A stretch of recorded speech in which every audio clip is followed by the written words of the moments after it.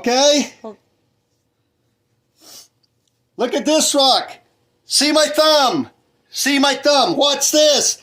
Oh boy, my thumb fits in there really good.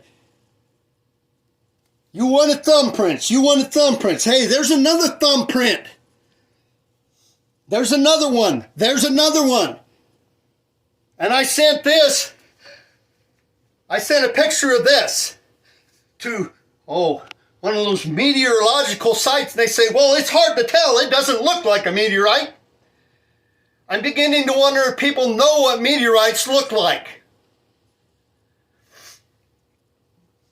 And if I'm correct in my analogy, if I have whole rocks like this and like these down here, these are meteors, not meteorites, because they're whole rocks.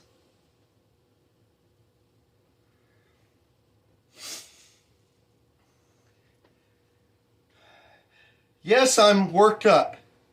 I am worked up because I'm totally frustrated that nobody has even bothered to research any of this stuff or figure this stuff out. We educate all experts on meteorites. Meteorites, and that's it.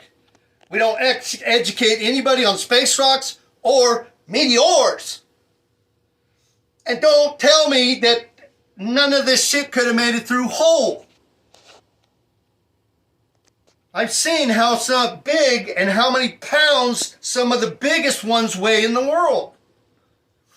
But as I was saying, with as many meteorites during that 1833 meteor shower, it altered the mesosphere and the atmosphere.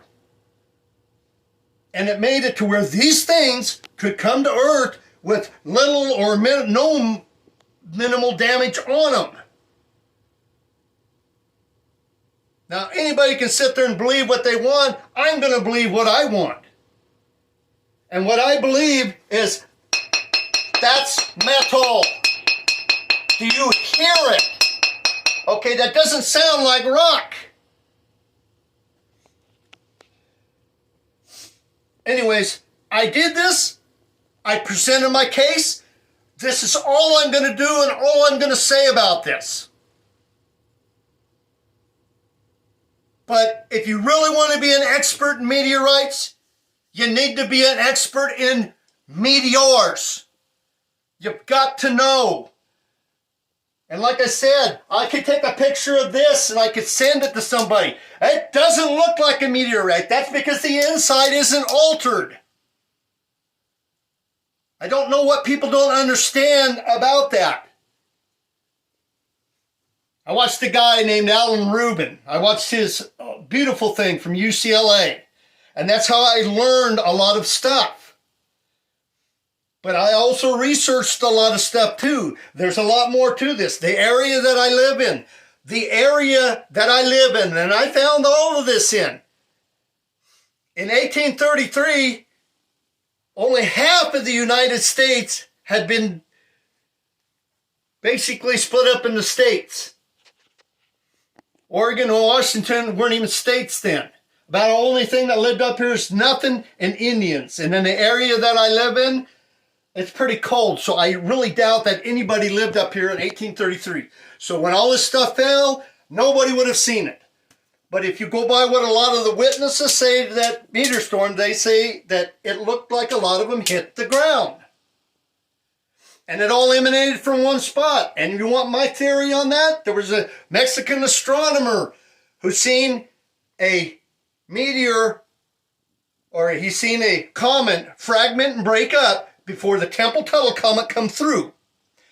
Now, I don't believe that the Temple-Tuttle hit its path and the rocks floated there for 33 years. I believe that the comet fragmented. I believe the guy in Mexico, that the comet fragmented, Temple-Tuttle came around and it hit that. And it caused that big firework explosion. Everybody says that the meteors were emanating from one area in the sky, like a big firework.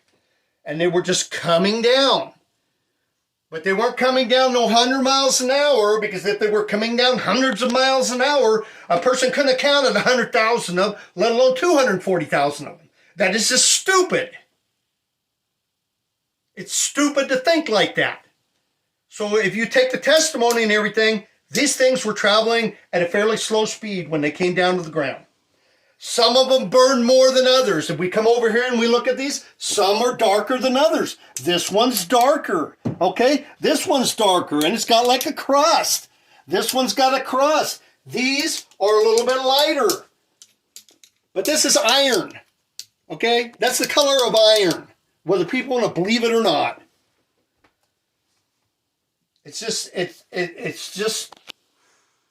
a frustrating thing, okay? I want to be nice, and I want to be able to help people.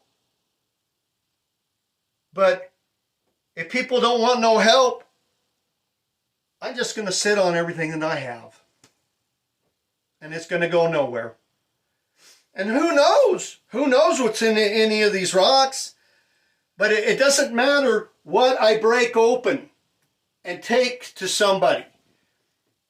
If they don't know what the inside of a space rock looks like, they're not going to know if it's a space rock or not. Meteorites are totally different on the inside than a rock from space. A rock from space hasn't been altered. A rock from space is like that. It just looks like a normal rock.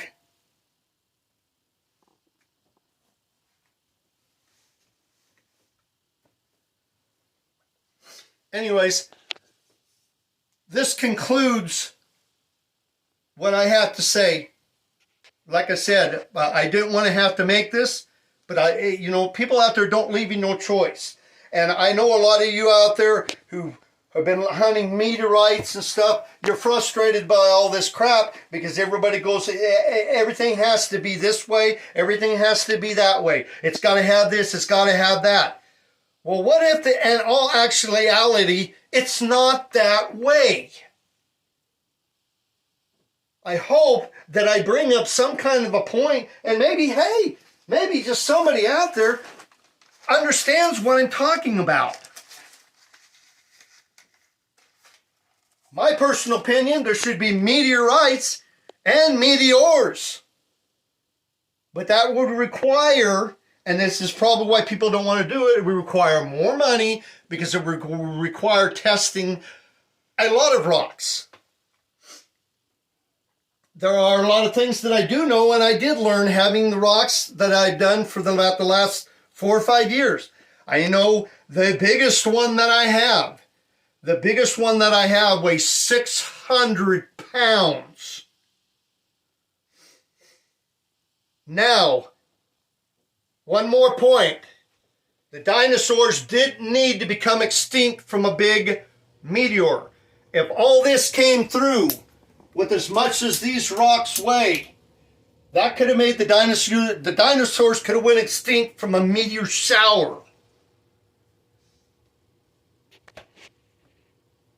But no, we gotta look at things from one point of view, and one point of view only.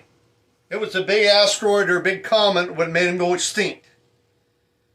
So you're going to tell me if 100,000 of these or 240,000 of them fall on the ground at the same time wouldn't make the dinosaurs go extinct if a lot of them weighed 100 to 600 pounds?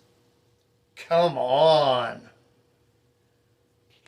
Anyways, I'm out.